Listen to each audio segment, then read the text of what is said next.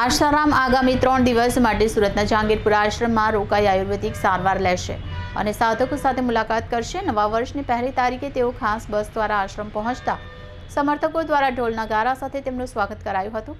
આશ્રમ પરિસર અને મુખ્ય માર્ગો રોશની તથા રંગોળીથી સજાવવામાં આવ્યા હતા। સમર્થકોએ આશારામના વિરુદ્ધના આરોપોને ષડયંત્ર ગણાવી બચાવ કર્યો હતો। દુષ્કર્મી આશારામ ભાવનગરથી રોરો ફેરી દ્વારા ખાસ બસમાં આશ્રમ પરિસર પહોંચી આશ્રમના ગેટ પર હજારો અનુયાયીઓએ ઢોલ નગારા દીવડા અને રોશની સાથે તેમનું જોરશોરથી સ્વાગત કર્યું। ભક્તોને હાથ જોડીને અભિવાદન કરતા નજરે પડ્યા। આખા આશ્રમને રોશની, શણગાર અને રંગોળીથી સજ્જ કરવામાં આવ્યો। તેમના આગમનને સમર્થકો ષડયંત્ર તરીકે બતાવી રહ્યા છે। સુરત સહિત દક્ષિણ ગુજરાત, મહારાષ્ટ્ર અને મધ્યપ્રદેશથી બસો ભરાઈને અનુયાયીઓ આશ્રમ પહોંચ્યા હતા।